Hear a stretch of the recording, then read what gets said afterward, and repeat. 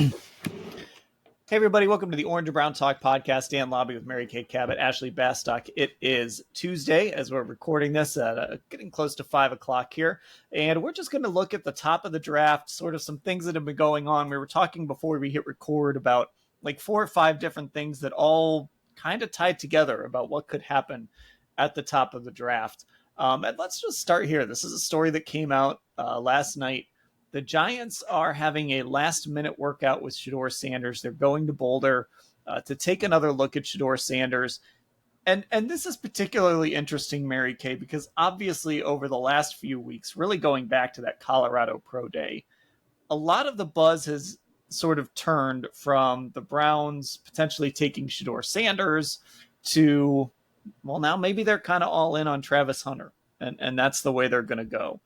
And I just think it's interesting timing, and maybe it's coincidental, maybe it's not, but I think it's interesting timing that the Giants, who of course pick one spot after the Cleveland Browns at number 3, and even though they've signed Russell Wilson and Jameis Winston, still need a long-term solution at quarterback, would all of a sudden decide that they want to take one more look at Shedeur Sanders. So I guess, what did you think when this happened? This idea that, well, maybe the Giants, if the Browns do actually pass on Shedeur or trade, whatever they do, could the Giants suddenly have an interest in Shedeur? What did you think of that? I think it's very, very significant. When you set up a late private workout at this point, 1 week before the NFL draft, that's very, very meaningful. Shedeur is not going to waste his time. The Giants are not going to waste their time unless there is something real going on here. So first and foremost, I think it's legit that they're thinking about taking him at number 3. And then also it tells me that they have some kind of a vibe or some kind of feeling that maybe the Cleveland Browns are passing on Shedeur Sanders at number 2. And that seems to be the prevailing sentiment in the NFL. Everywhere you turn, it's Travis Hunter, Travis Hunter, Travis Hunter.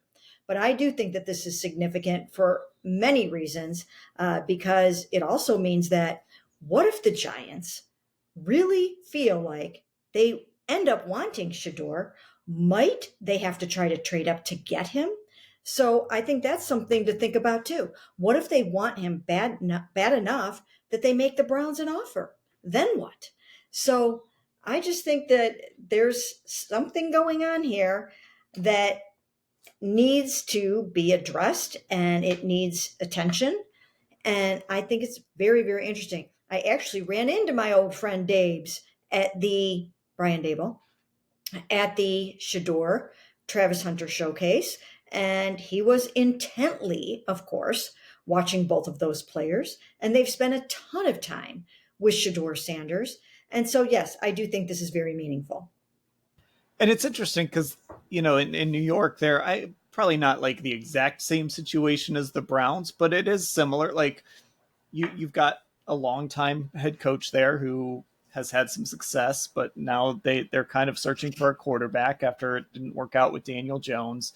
Here in Cleveland, you got Kevin Stefanski and Andrew Berry who have had some success, but they need to figure out the quarterback position. It's sort of an interesting dynamic with, both of those organizations. Maybe the Browns are in a position where, at least it sounds like they're going to be more patient with this regime moving forward if they don't take a quarterback. But we'll see. That's easy to say in April, not as easy to say when those losses start piling up in October or November. But it's just interesting. And Ashley, this would seem like a lot to be a smokescreen, so I don't think it's that. But also the Giants could, this is out there for a reason, whether it just kind of got out by accident or somebody wanted it out there. Maybe at the very least, the Giants are saying, hey, now, New Orleans and Pittsburgh and some of these other teams who might be interested in Shedeur if he starts to fall, we're not ruling out taking Shedeur Sanders too. So there could be some level of gamesmanship here too. There's just kind of a lot going on around this. There is. And like for me, I just keep thinking about it seems like it would be feasible to try to make the Giants trade up, like if they really want him. Like we talked about that a few weeks ago when all these mock drafts were kind of pointing to the Browns taking Abdul Carter.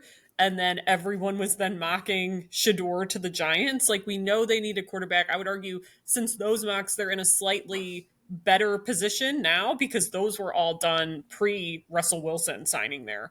So I think they're like in an okay spot if they don't take another quarterback, because they also have Tommy DeVito still in that room along with Jameis and Russ. But like, if you really like Shedeur, and if the Browns really think they like Shedeur, it's like, why do you just pass on him at 2 in theory then, and not try to get something for that pick, and make the Giants come up and get him? Like, I'm such a fan of that idea. I don't know how feasible it's actually going to be, especially because now, as Mary Kay said, like, the overwhelming sentiment just seems to have shifted over the last week plus, that the Browns and Travis Hunter seem like the pairing that everyone is assuming right now, that everyone is making. And that to me is not like beneficial for the Browns, and potentially helping them get something else valuable for that number 2 pick. So I don't know how feasible it is, but in my like dream scenario, I think that's where I'm at right now. If they really are going to pass on Shedeur at 2, then why not make somebody else come up and get him? Yeah, I think that's an interesting point to all of this, Mary Kay. Is like there are going to be, so I'm doing a trade down mock draft. It's going to go up on Wednesday, and as I'm kind of looking through the teams that are behind the Browns, right, that would have an interesting quarterback. There are teams that, like the Giants obviously have Russ and they have Jameis. The Raiders have Geno. The Jets have Justin Fields. None of those guys are necessarily long-term options, but they're at least veteran options. But then you get a team like New Orleans that just had this wrench thrown into their plans with this Derek Carr injury. And it's like, okay, so if Derek Carr doesn't play next year, they don't have a fallback right now at that quarterback position. Like, they don't even have a Joe Flacco or Kenny Pickett available to them if they want to go that route. So, you'd almost love to be the team sitting there at 2. And again, that would be a trade down to 9. That would mean that you wouldn't be getting an elite prospect. The Travis Hunters, the Advil Carters, guys like that. That would be a pretty severe trade down. That is what I went with, just to make it more interesting. But just this idea that right now everything out there is pointing to the Browns taking Travis Hunter. If they do want to maybe get some picks in exchange for that number 2 pick, they've sort of lost some of that leverage, I think. Well, the thing here is that if they really do want Travis Hunter, they should then give the illusion that they absolutely still want Shedeur Sanders, because if you could get the Giants to move up one spot and give you something very valuable, a nice high pick in return, and you already were going to pick Travis Hunter anyways, then you're sitting pretty at number 3 and you just go ahead and pick him. If you go too much further down, then you are trading away from potentially one of the sort of generational players in the draft, or one of the more elite players in this draft. But we don't really know exactly what they're thinking right now, and we're not going to know until the night of the draft. But if you really think that the Giants want to come up and take Shedeur, then I think it's something that you would have to consider. And I did look into this. And maybe for the Browns, this is just kind of like, is it really worth all the hassle? Because there's not a lot of examples. There are not a lot of recent examples of teams moving up to number 2. You have to actually go all the way back to 2017. And then, of course, the year before, the Browns gave up the number 2 pick in 2016. But what's interesting is in 2017, Chicago moved up from 3 to 2, and they gave San Francisco obviously their number 3 overall pick, and then they gave them 3rd and 4th round picks and a 3rd in 2018. So to move up 1 pick, you're not getting some like game changing haul, and if you're asking for one, you're probably not going to get it. So I don't know. Maybe that's part of it. Like, look, the Browns want Travis Hunter. Just sit at 2, take Travis Hunter. If you're not getting a trade up from the Giants, maybe you're missing out on a 3rd next year, or, an extra 3rd this year or something like that. Maybe there's an element of this, Ashley, to like, let's just not overcomplicate this. Let's just take Travis Hunter. Or maybe they want a bunch of teams to think that they want to take Travis Hunter at 2, like in New England, or, Jacksonville or some of these teams that aren't quarterback hunting, maybe they want those teams to call and say, we really like Travis Hunter too. What would it take?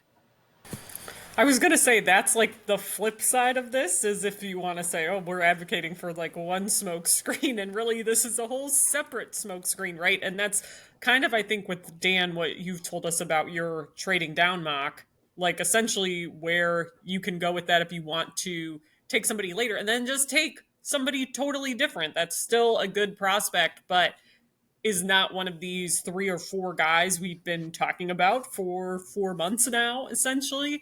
So I'm curious in terms of like what they could get back if they were to trade down into like 9, 10, in the teens, even like that sort of range, and who you would come away with then.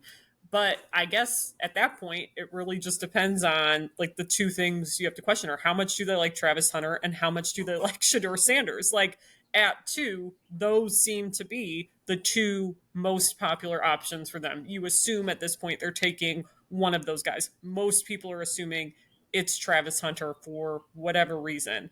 So at that point, are you okay with punting on both of them?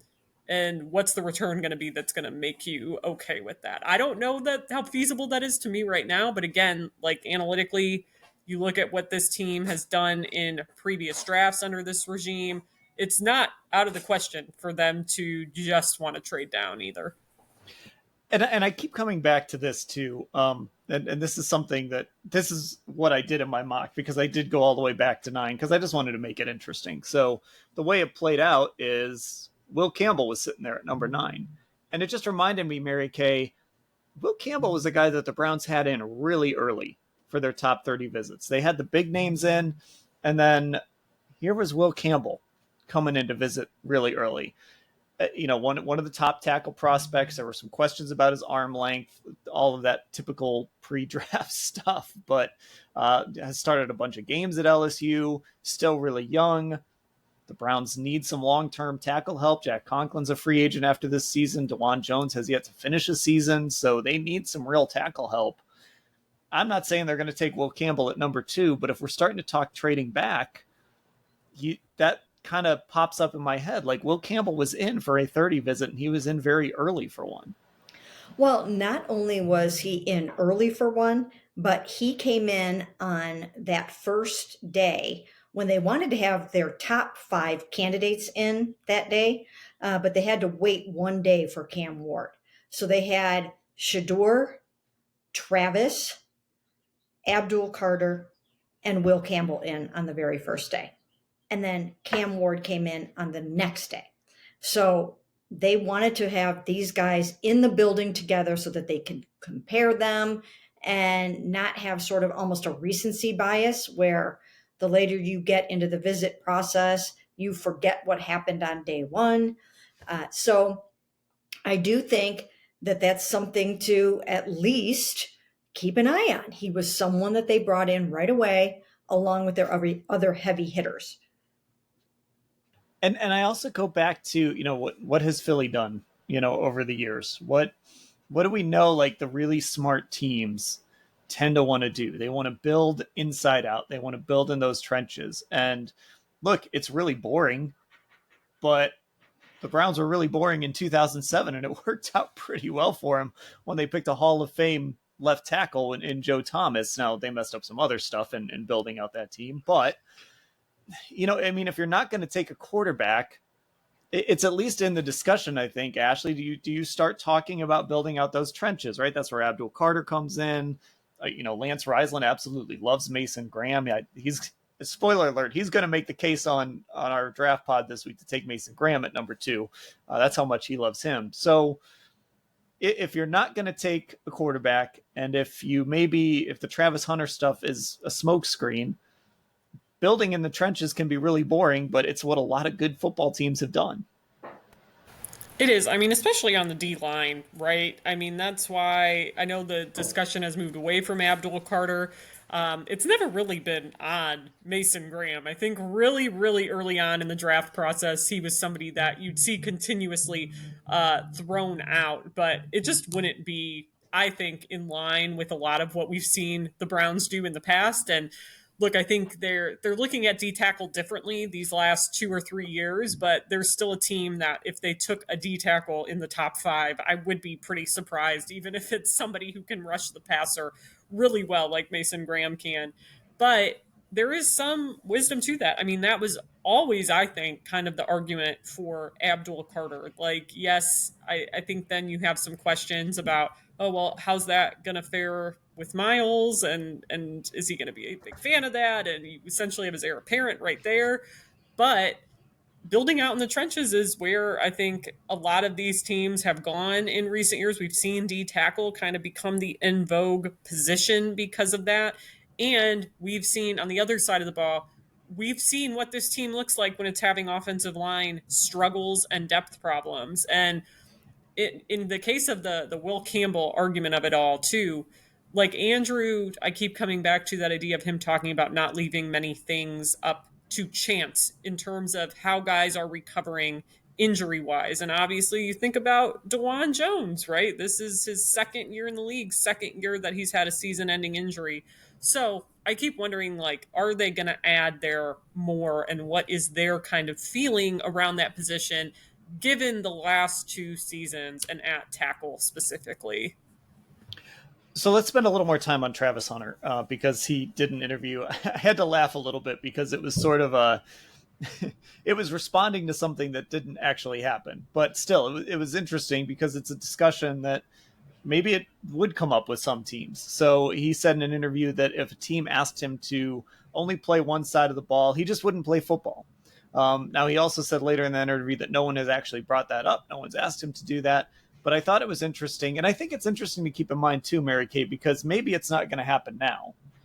But 3 years down the line, 4 years down the line, if he's struggling to stay on the field, if it ends up being maybe a little bigger than people thought it would be, maybe that discussion comes up.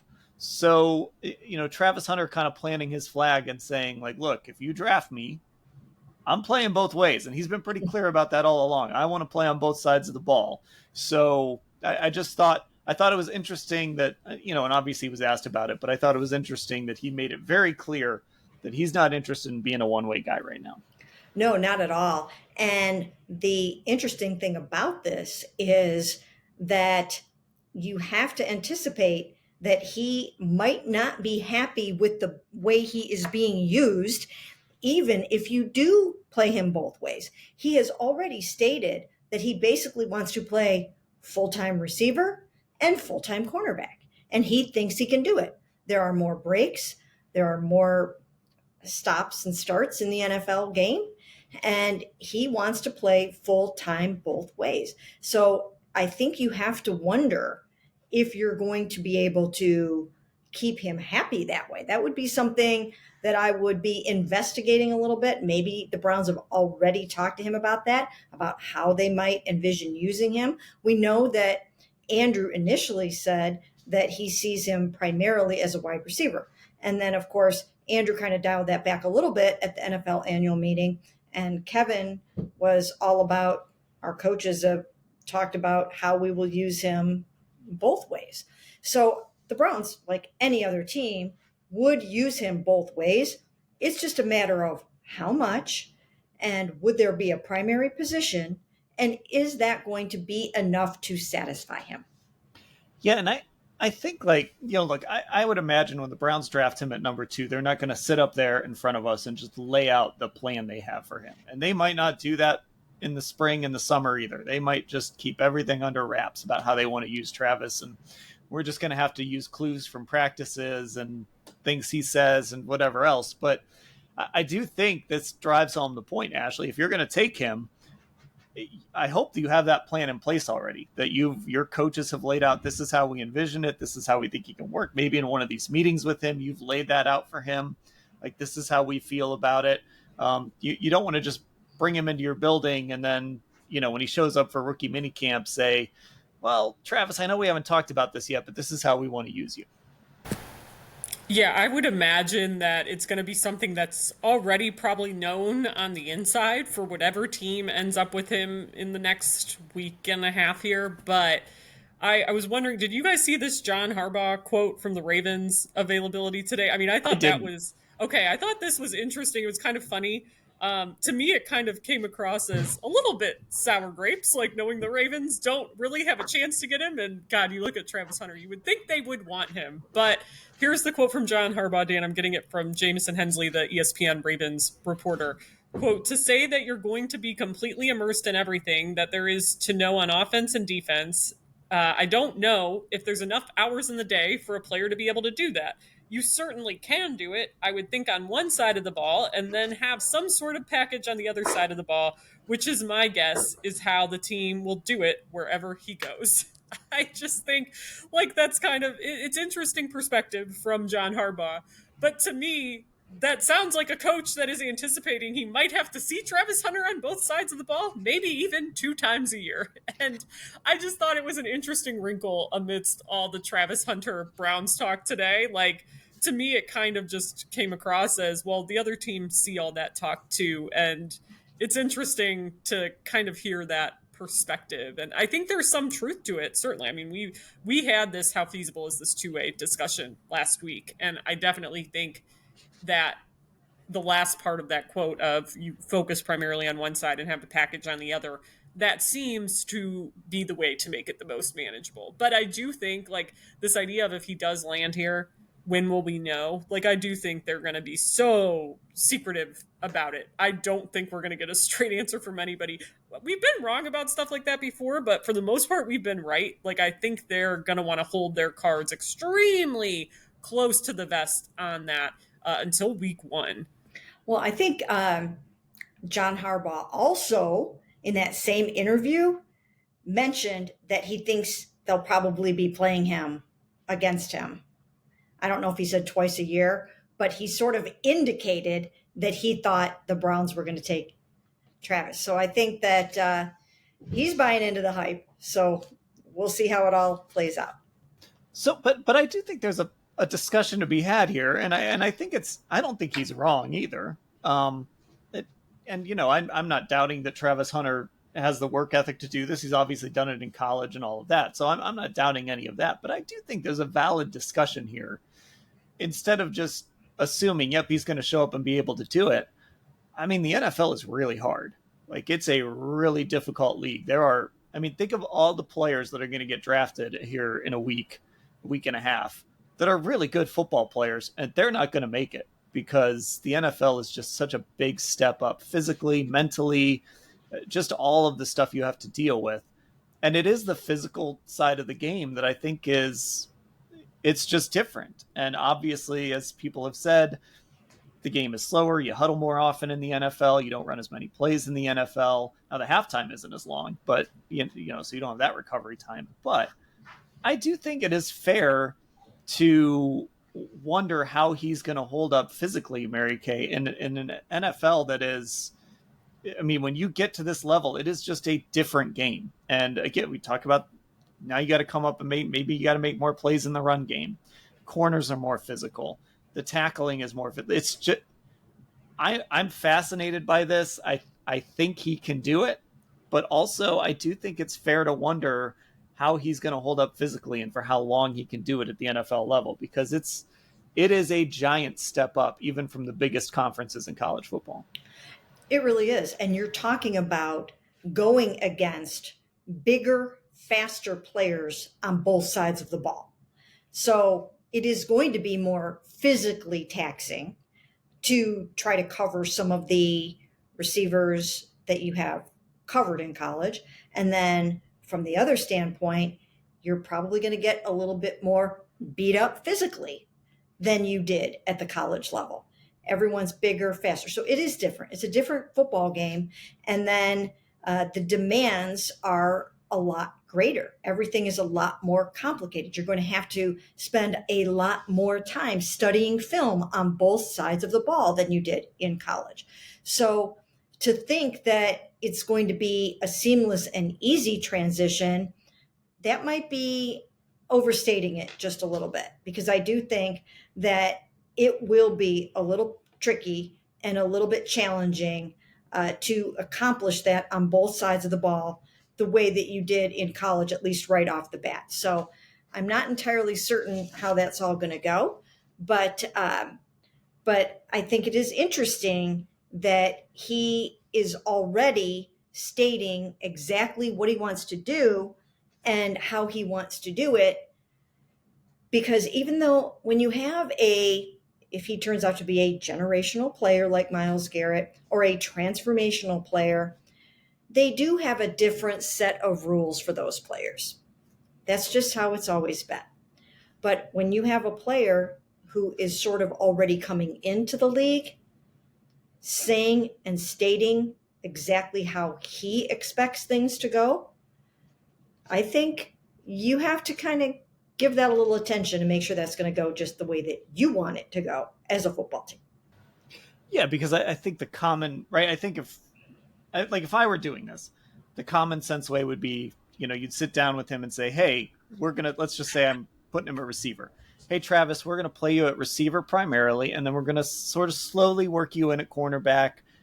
You're going to, play a certain percentage of snaps week one, and then as we go along, that might grow, and that's how you might lay it out to him, and maybe he's open to that. But Ashley, it seems like he is very much like, and maybe he would be fine with that. I don't want to put words in his mouth, but he's at least sending the message that he wants to do this and he wants to do this quickly. He doesn't want this to be like, hey, let's put you here and then experiment over here. He wants whatever team that drafts him to be all in on this.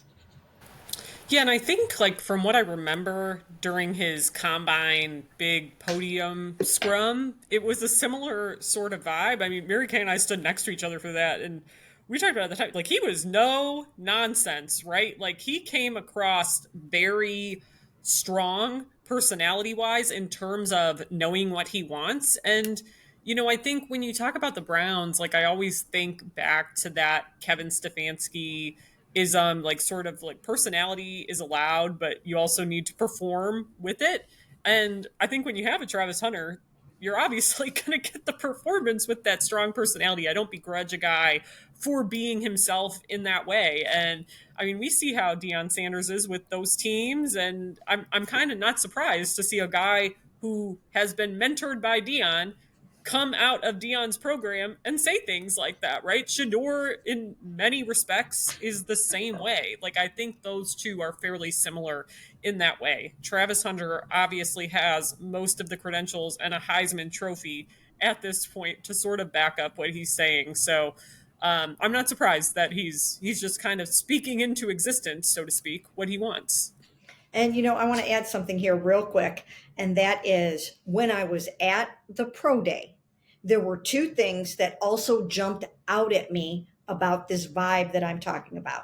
That the Heisman Trophy winner and this generational player is going to probably want to do certain things his own way.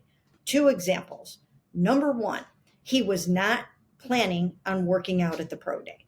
And obviously, Shedeur Sanders really needed him to do that. And the day before, he finally ultimately acquiesced and decided to participate in the NFL showcase. You had ESPN coming, you had NFL Network getting ready to televise this thing live. You had Shedeur Sanders' draft slot riding on it, and all eyes were going to be there to see him and Shedeur.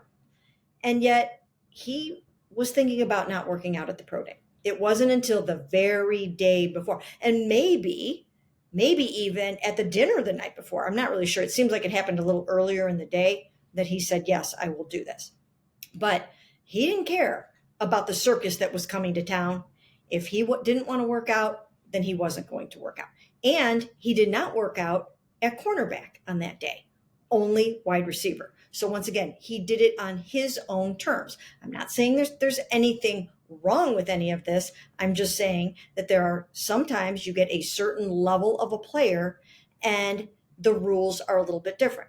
And then the second part of that, if I can remember it after all of that, is the fact that he did not do any media after the workout. He did not. He didn't do media. Now, he may have talked to, I wasn't watching on TV. Maybe he did talk to NFL Network and ESPN after his workout.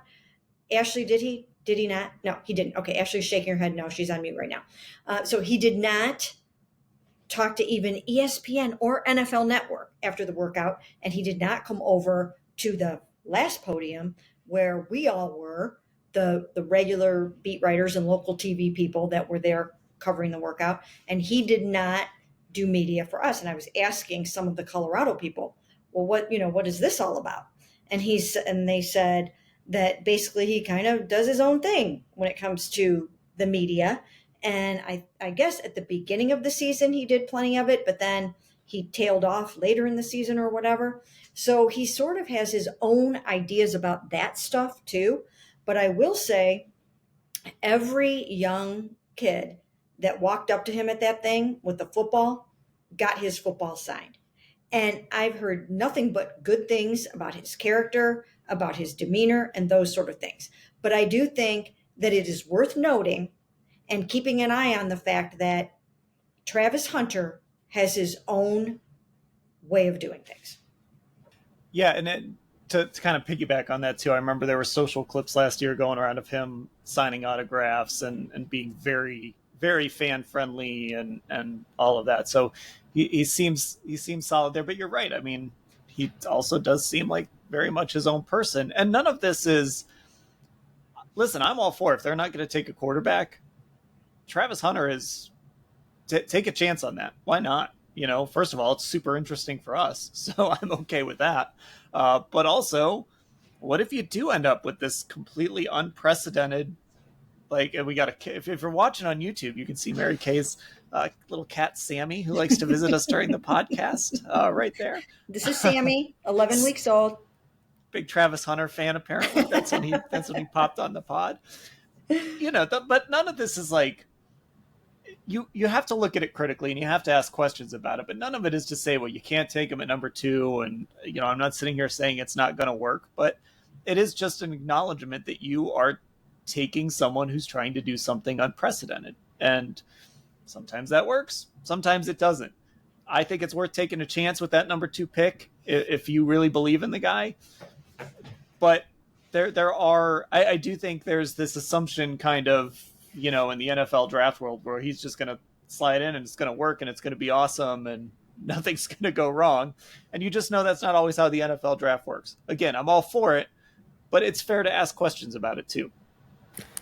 I think it is. And I also think the reality is, like, even if everyone's so adamant about him playing both sides right away, right? Great. You try it, it doesn't work. Like, you can always adjust. It doesn't mean that you can't look at it halfway through his rookie season and be like, okay, this is too much for you. We're going to dial it back in ways X, Y, or Z. Those are all things that can be changed and altered as you go along. And I do think, from me looking at it from the outside looking in, if I wasn't going to take a quarterback at that number 2 spot, I think I would still take him over Abdul Carter, just given how the Browns are already built. And something the Browns keep bringing up, which is his ball skills. Like, they need more weapons in that way. So I think for me, that would be my favorite non-quarterback in terms of who I would want them to take. But I do think, yes, it's perfectly fine to question how feasible is this going to be for a rookie? What all is he going to be able to do?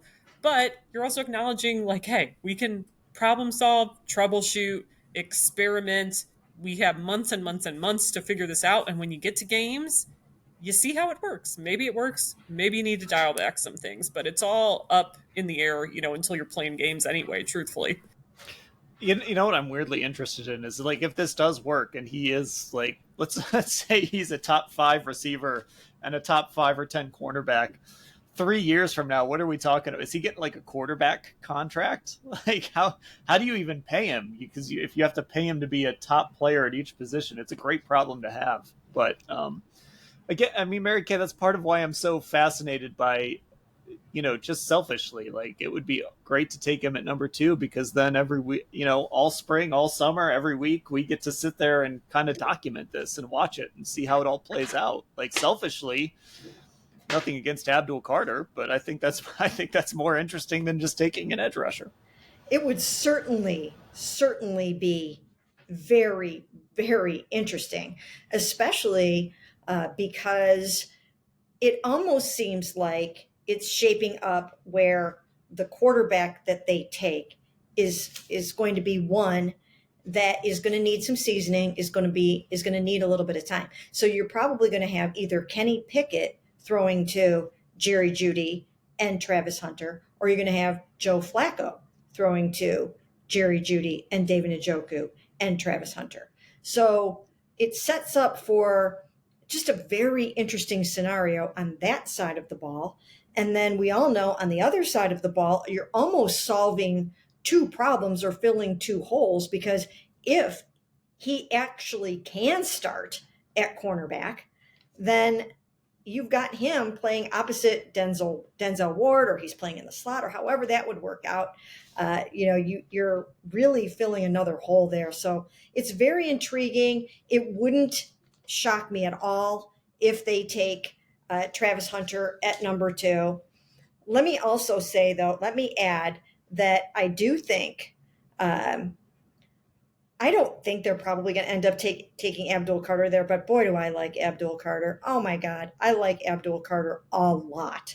Again, I've watched plenty of film of Abdul Carter, and just even hearing him speak and talking about how he he beat Kevin Stefanski at chess when he was in for his top 30 visit.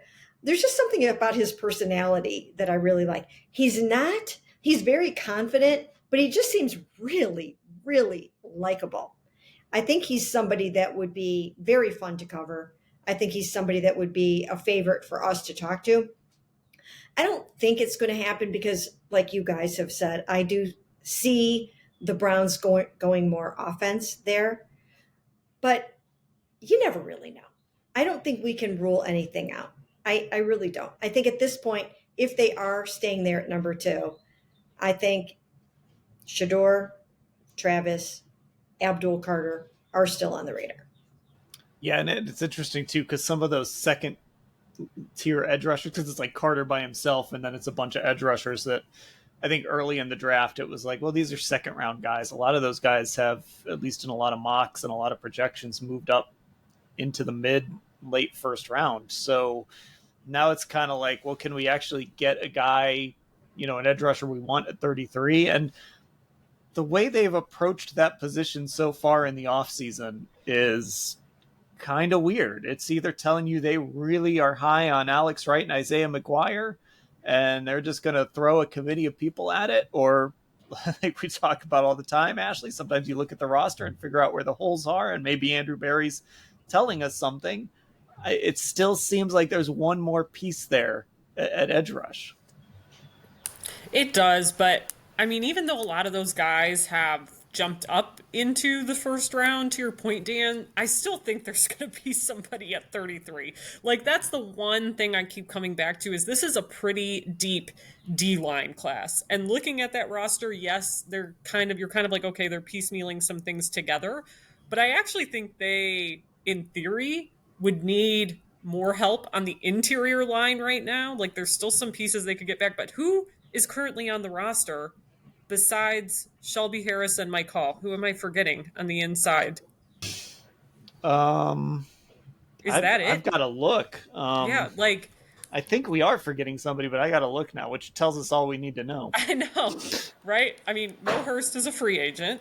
We know that. Yeah, so They I'm going to cut pull it up Dalvin. here. Oh, I just pulled it up. Juwan Briggs, Oh, right. another young guy. But really, Yeah, that's and it. then there's kind of a lot. They did sign Malik Collins. That was yeah. that was their free agent signing. Okay. But there is kind of, it's those guys and then a little bit of filler, really. Yeah, like, I mean, both edge rusher and D tackle, when I've played around with these simulators, like, there's still some good options available at both of those. So, yeah, I don't know. I mean, I guess the benefit is if you essentially leave edge rusher as is, or they bring in somebody in the draft even later, you would get a chance to see those younger guys more and essentially make the final call on some of them. Like, how much do you want to see Alex Wright stick around here any longer? Do you want to continue working with Isaiah McGuire? Like, when we talk about their payment issues on their roster, the money issues, the cap limitations they have, that is the one good thing about not heavily pursuing somebody in free agency or not drafting somebody high. But I think either way, if you want to go interior guy who can rush the passer or an edge rusher with that pick 33, I think somebody's going to be available to you there. I have liked my mock drafts. I think that I've done myself, not to brag, the best when I've taken a D lineman at that pick. I think there's going to be somebody available for them that could be useful if they want to go that route. Okay, we are almost there. I just keep thinking that every single day in this draft process. We are almost there to that first round, so we can actually get some resolution on this and talk about some of these players as members of the Cleveland Browns. That will do it for this edition of the Orange and Brown Talk podcast. Put all of these up on YouTube. If you want to see Sammy, check out our YouTube, Cleveland Browns on cleveland.com. We're also on Instagram, Orange and Brown Talk. Our Twitter is Orange Brown Talk. And if you're not a Football Insider subscriber, it's cleveland.com/Browns, the blue banner at the top of the page to get involved in that. For Mary Kay and Ashley, I'm Dan. Thanks for listening, everybody.